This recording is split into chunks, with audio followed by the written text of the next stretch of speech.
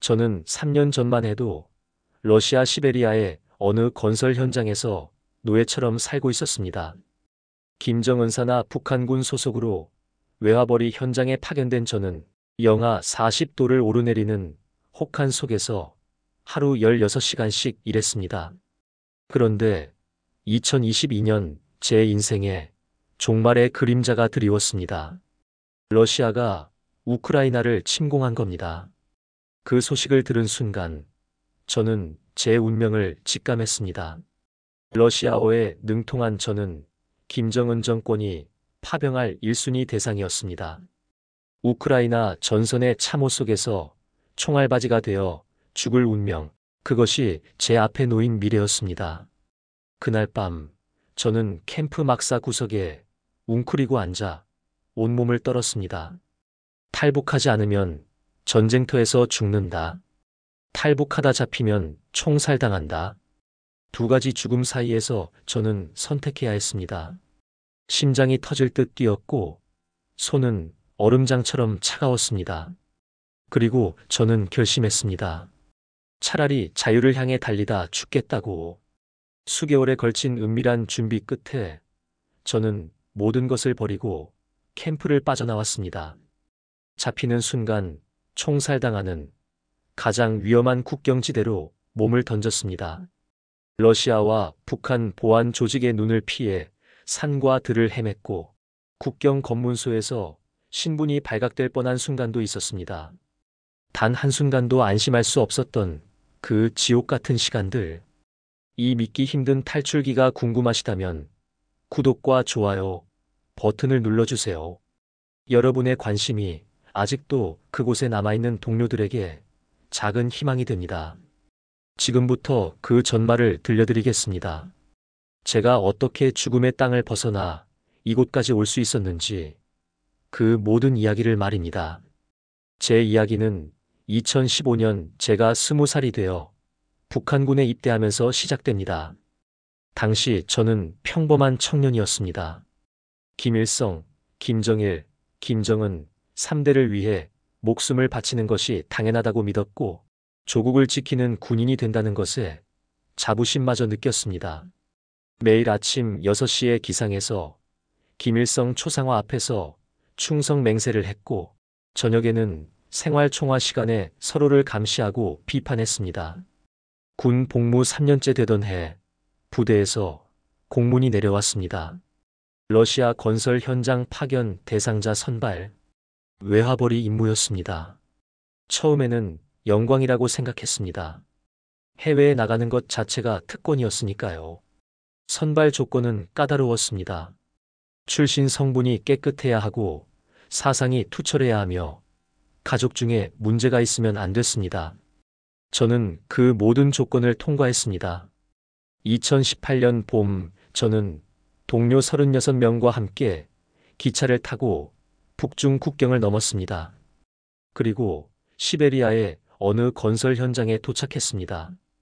그곳에서 제가 마주한 것은 영광이 아니라 노예 생활이었습니다. 아침 7시부터 밤 11시까지 쉬는 시간은 점심 30분이 전부였습니다. 영하 40도를 오르내리는 혹한에도 야외 작업은 멈추지 않았습니다. 손가락이 동상에 걸려 까맣게 변해도 병원에 갈 수 없었습니다. 혁명적 군인은 고통을 참아야 한다는 게 당국의 답이었습니다. 임금은 한 푼도 받지 못했습니다.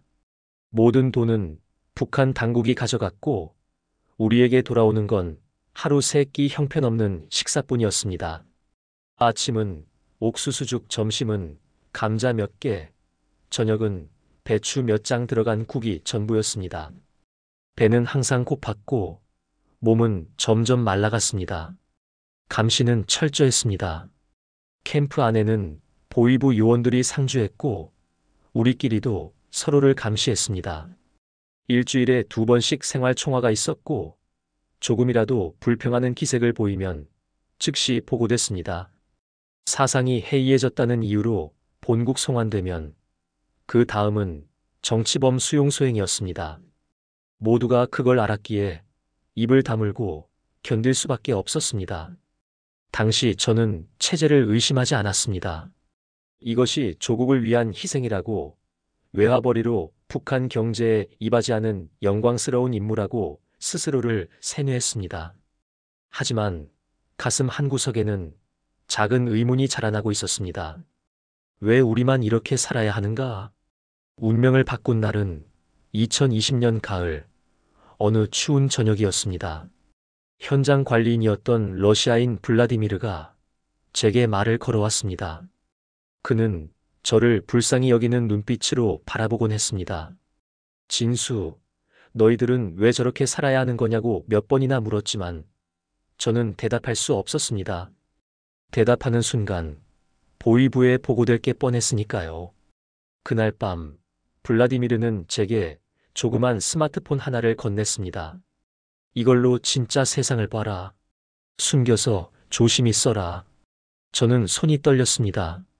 북한에서 외부 정보 접촉은 사형에 해당하는 범죄였습니다.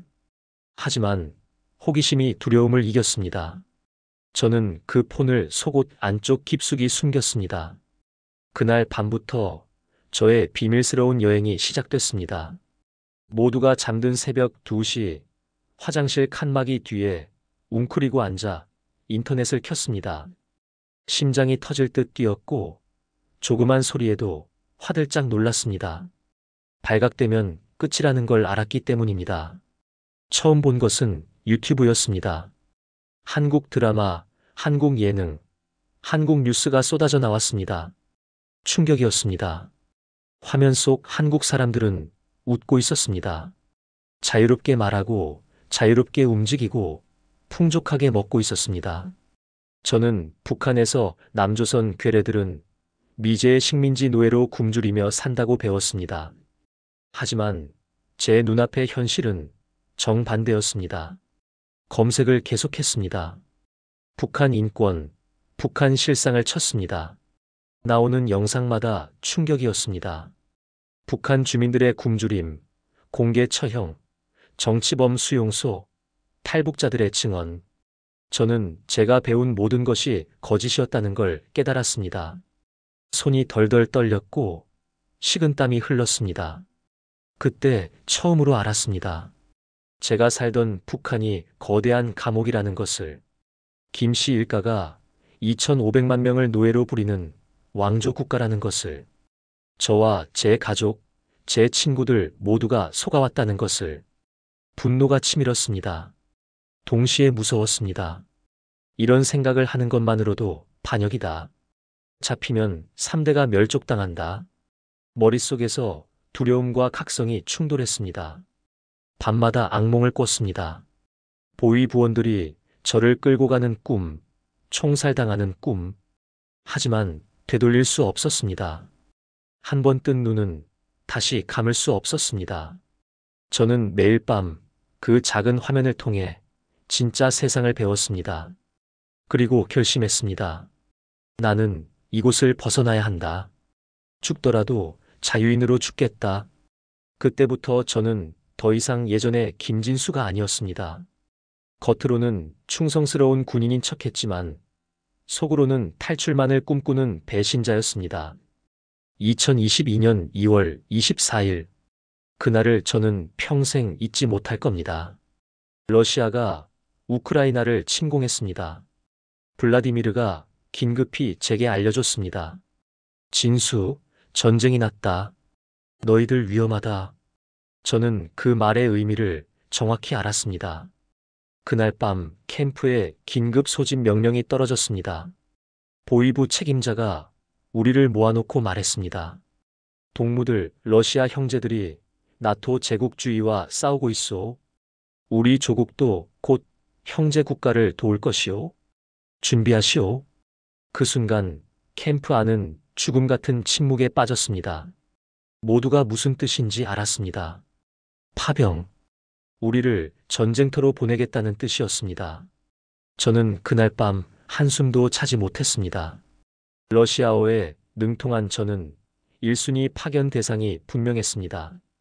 통역병으로, 연락병으로, 어쩌면 최전선 보병으로 우크라이나 땅에 내던져질 겁니다.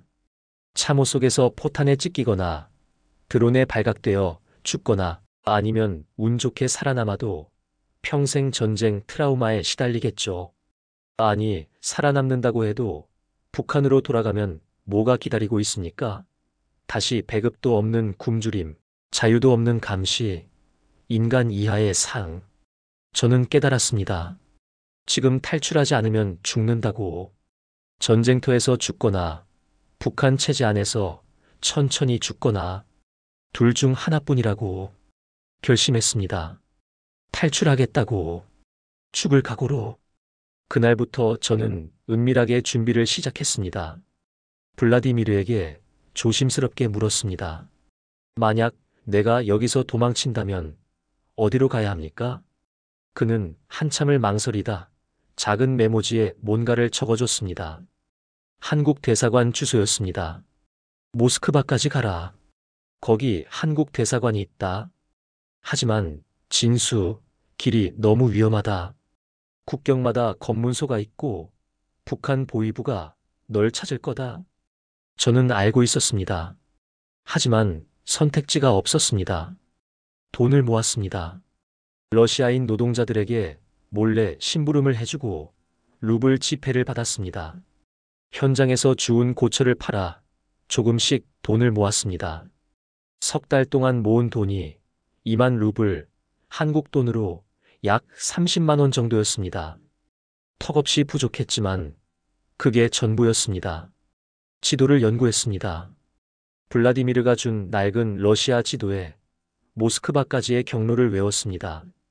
기차역, 버스 터미널, 검문소 위치, 머릿속에 모든 걸 새겨 넣었습니다. 종이에 기록할 수 없었습니다. 발각되면 끝이니까요. 가족을 생각했습니다. 고향에 계신 부모님, 여동생. 제가 탈출하면 그들은 연좌제로 처벌받을 겁니다.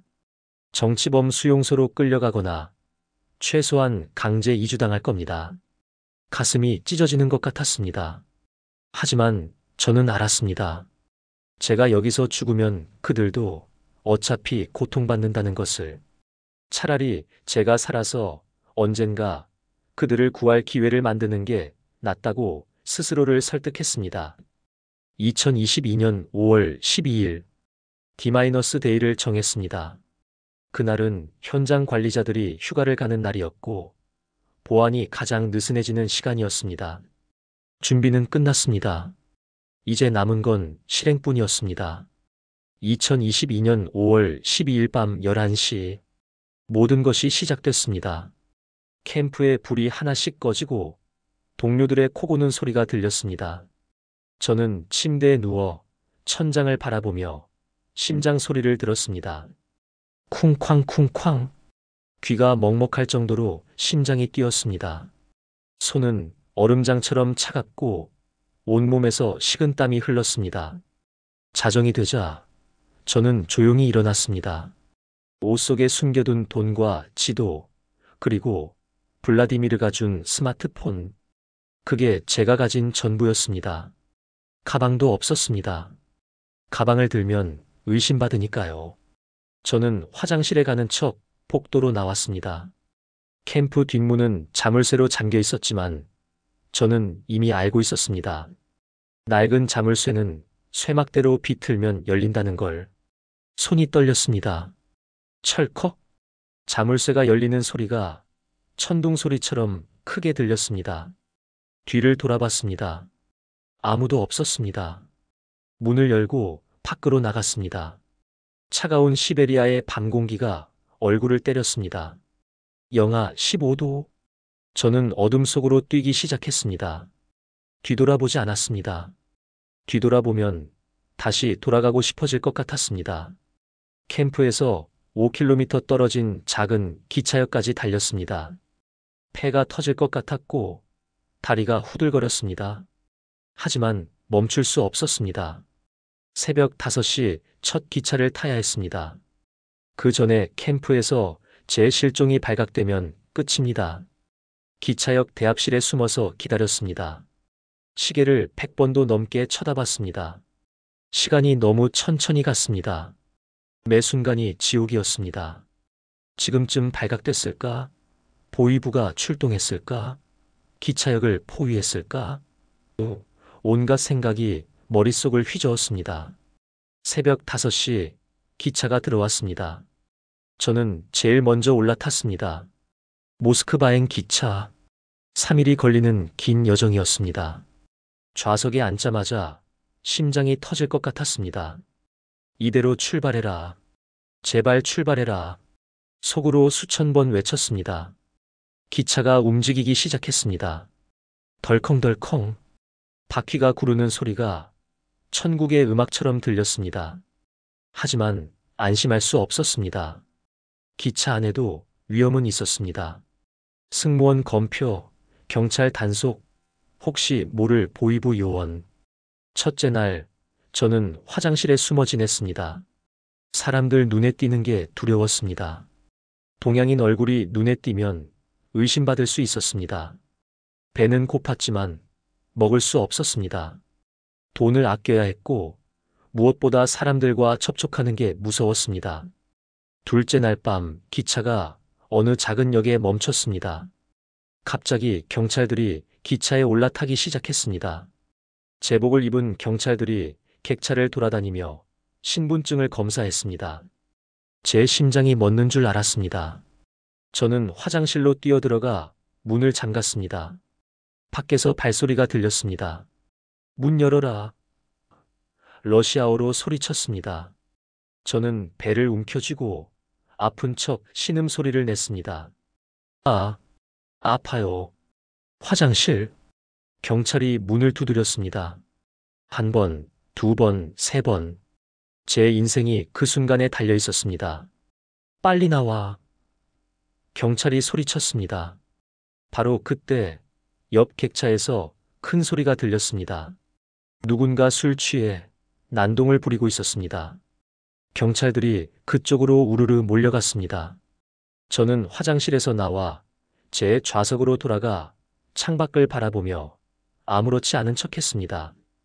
온몸이 땀으로 젖어 있었습니다. 셋째 날 아침 기차는 모스크바에 도착했습니다. 저는 살아남았습니다.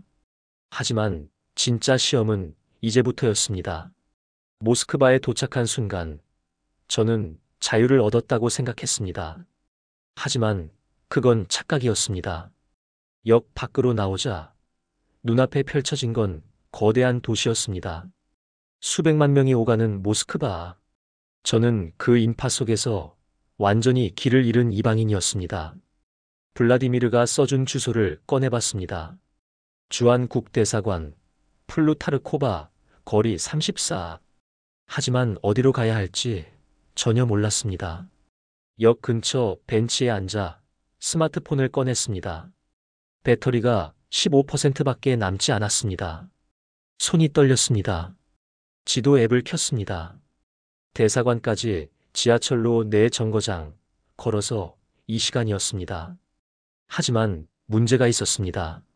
지하철을 타려면 티켓을 사야 하는데 저는 러시아 지하철 시스템을 전혀 몰랐습니다. 결국 걷기로 했습니다. 2시간을 걸었습니다. 5월의 모스크바는 여전히 쌀쌀했습니다. 저는 얇은 작업복 차림이었고 가진 돈은 15,000루블이 전부였습니다. 배는 고팠지만 먹을 수 없었습니다. 대사관에 도착할 때까지 모든 걸 아껴야 했습니다. 걷는 내내 뒤를 돌아봤습니다. 보위부가 쫓아오고 있는 건 아닐까? 러시아 경찰에게 신고가 들어간 건 아닐까? 편집증에 가까운 공포가 저를 짓눌렀습니다. 지나가는 사람들, 순찰차, 심지어 CCTV까지도 제게는 위협이었습니다. 2시간을 걸어 대사관 근처에 도착했습니다. 하지만 새로운 문제가 생겼습니다. 대사관 앞에는 경비가 삼엄했고 주변에는 감시 카메라가 즐비했습니다. 저렇게 대놓고 들어가면 러시아 경찰이 막는 거 아닐까? 아니면 북한 보위부가 대사관 주변을 감시하고 있는 건 아닐까? 저는 근처 공원 벤치에 앉아 대사관을 지켜봤습니다. 1시간, 2시간, 3시간. 해가 지고 어둠이 내렸습니다. 배는 너무 고파서 속이 뒤틀렸습니다. 저는 작은 빵집에 들어가 제일 싼 빵 하나를 샀습니다. 50루블. 그 빵을 물과 함께 삼키며 눈물이 났습니다. 밤이 되자 더 추워졌습니다.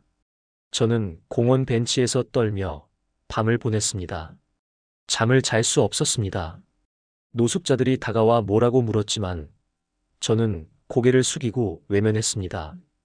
대화하면 신분이 탄로날 것 같았습니다. 새벽이 되자 결심했습니다. 오늘 들어가지 않으면 죽는다. 더 이상 버틸 수 없었습니다. 돈도 거의 다 떨어졌고 몸도 한계였습니다.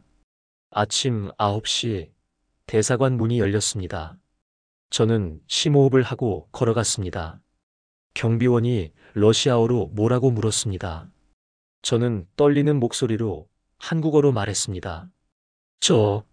저는 북한에서 왔습니다. 도와주세요. 경비원이 깜짝 놀라며 무전기를 꺼냈습니다. 순간 공포가 엄습했습니다. 경찰을 부르는 건가? 나를 북한으로 보내려는 건가? 하지만 곧 대사관 직원이 뛰어나왔습니다. 한국 사람이었습니다. 들어오세요. 안전합니다. 그 말을 듣는 순간 저는 그 자리에 주저앉아 울음을 터뜨렸습니다. 사나흘 동안 참았던 모든 감정이 한꺼번에 쏟아졌습니다. 두려움, 외로움, 절망, 그리고 이제야 느껴지는 안도감. 하지만 안도는 잠시뿐이었습니다. 대사관 직원이 말했습니다.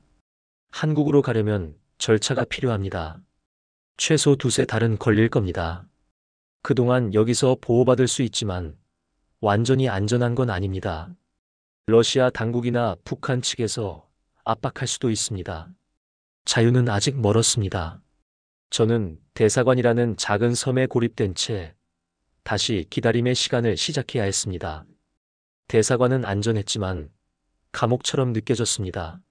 저는 대사관 내부의 작은 방에 머물렀습니다. 창문도 없는 3평 남짓한 공간. 밖을 나갈 수 없었습니다. 대사관 밖은 러시아 땅이고 거기엔 여전히 위험이 도사리고 있었으니까요. 북한 보위부가 저를 찾고 있을 것이고 러시아 당국도 언제 압박해올지 모르는 상황이었습니다. 첫째 주, 저는 국정원 직원들의 조사를 받았습니다. 어떻게 탈출했습니까? 북한군 어느 부대 소속입니까? 러시아에서 무슨 일을 했습니까? 혹시 이중 스파이 가능성은 없습니까? 끝없는 질문들. 저는 모든 것을 솔직히 말했습니다. 거짓말할 이유가 없었습니다. 저는 진짜로 자유를 원했으니까요.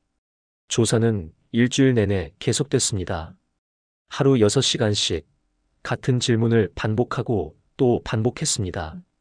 심리적으로 지쳤습니다. 내가 진짜 탈북자라는 걸 믿어주지 않는 건가? 의심받는다는 느낌이 가슴을 짓눌렀습니다.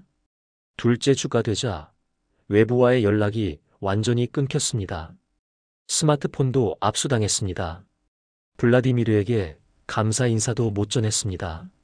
그가 무사한지 제 탈출 때문에 문제가 생긴 건 아닌지 걱정이 됐습니다. 셋째 주 러시아 외무부에서 대사관에 공문을 보내왔다고 했습니다. 북한 군인 탈영자 송환 요청. 저는 그 말을 듣고 식은땀이 흘렀습니다. 나를 북한으로 돌려보내려는 건가? 대사관 직원이 저를 안심시켰습니다. 우리는 절대 송환하지 않습니다. 하지만 절차가 복잡해질 수 있습니다. 그날 밤 저는 잠을 이루지 못했습니다. 대사관 밖에서 이상한 소리가 들렸습니다. 누군가 건물 주변을 배회하는 것 같았습니다. 편집증일 수도 있지만 북한 요원들이 납치를 시도하는 건 아닐까 하는 공포가 엄습했습니다. 넷째 주, 드디어 소식이 왔습니다. 한국행 승인이 났습니다. 일주일 후 출발합니다. 그 말을 듣는 순간 저는 그 자리에서 무릎을 꿇고 울었습니다. 한 달 동안 견뎌온 모든 시간이 주마등처럼 스쳐 지나갔습니다. 하지만 마지막 관문이 남아 있었습니다. 출국 당일 모스크바 공항까지 가는 길, 대사관 직원들은 긴장한 표정이었습니다. 공항까지가 가장 위험합니다. 러시아 당국이나 북한 측에서 저지할 가능성이 있습니다. 새벽 5시, 저는 대사관 차량에 올랐습니다. 창문에는 검은 필름이 붙어 있었고, 호송 차량 2대가 앞뒤를 지켰습니다. 마치 중요한 범죄자를 이송하는 것 같았습니다. 심장이 미친 듯이 뛰었습니다. 공항으로 가는 40분 동안 저는 단 한순간도 긴장을 풀 수 없었습니다. 차량이 신호등에 멈출 때마다 지금 누군가 차를 막는 거 아닐까 하는 생각이 들었습니다. 옆 차선의 차들이 이상하게 보였습니다. 저 차 안에 보위부 요원이 있는 거 아닐까? 공항에 도착했습니다. 직원들이 저를 VIP 전용 통로로 안내했습니다. 일반 출국장을 거치면 위험하다는 이유였습니다. 보안 검색대를 통과하고 여권 심사를 받고 마침내 탑승구에 도착했습니다. 비행기에 올랐습니다. 인천행 대한항공. 좌석에 앉는 순간 비로소 실감이 났습니다. 정말 가는구나. 한국으로. 비행기가 이륙하고 모스크바 땅이 점점 멀어지는 걸 보며 저는 창밖을 바라보며 조용히 눈물을 흘렸습니다. 11시간의 비행. 그 시간 동안 저는 한숨도 자지 못했습니다. 꿈인지 현실인지 구분이 안 됐습니다. 혹시 이것도 환상이고 눈을 뜨면 다시 시베리아 막사에 있는 건 아닐까? 기내 방송이 흘러나왔습니다. 곧 인천국제공항에 도착합니다. 그 순간 저는 알았습니다. 이건 꿈이 아니라고. 자유가 정말로 제 앞에 와 있다고. 2022년 6월 23일 오후 3시 비행기가 인천국제공항에 착륙했습니다. 바퀴가 활주로에 닿는 순간 기내에 박수 소리가 울려 퍼졌습니다. 하지만 저는 박수를 칠 수 없었습니다.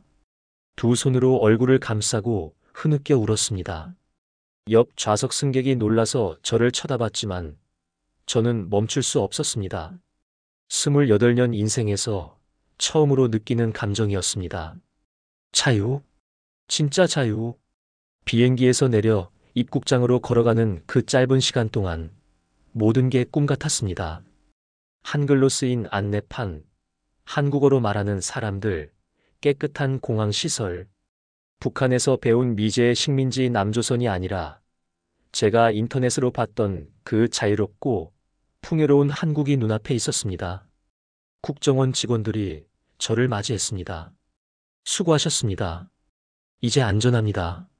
그 말을 듣는 순간 지난 40여일 동안 쌓였던 긴장이 한꺼번에 풀렸습니다. 다리에 힘이 풀려 주저앉을 뻔했습니다. 그날부터 저는 국정원 조사를 받았습니다. 3주 동안 제 인생을 처음부터 끝까지 진술했습니다.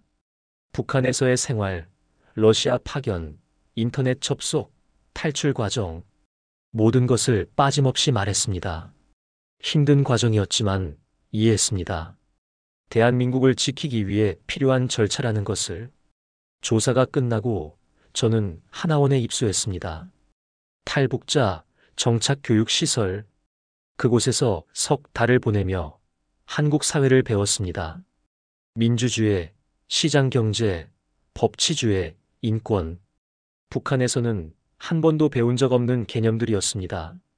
가장 충격적이었던 건 자유의 실감이었습니다. 하나원 매점에서 제가 원하는 걸 살 수 있다는 것. 텔레비전에서 대통령을 비판하는 뉴스가 나온다는 것. 인터넷으로 무엇이든 검색할 수 있다는 것. 밤에 불을 켜고 자도 아무도 뭐라 하지 않는다는 것. 이 모든 게 신기하고 감사했습니다. 하나원을 수료하고 사회에 나왔을 때 또 다른 어려움이 시작됐습니다. 한국말은 할 수 있었지만 한국 사회는 낯설었습니다. 은행 업무, 휴대폰 개통, 일자리 구하기. 모든 게 처음이었고 실수투성이었습니다. 편의점 아르바이트를 하며 포스기 사용법을 배우는데 일주일이 걸렸습니다. 하지만 포기하지 않았습니다. 검정고시를 준비했고 작은 회사에 취직했습니다. 처음 받은 월급 180만 원. 그 돈으로 원룸을 얻고 제 이름이 적힌 통장을 만들었습니다. 제 힘으로 번 돈, 제 공간, 제 삶. 이 모든 게 기적 같았습니다.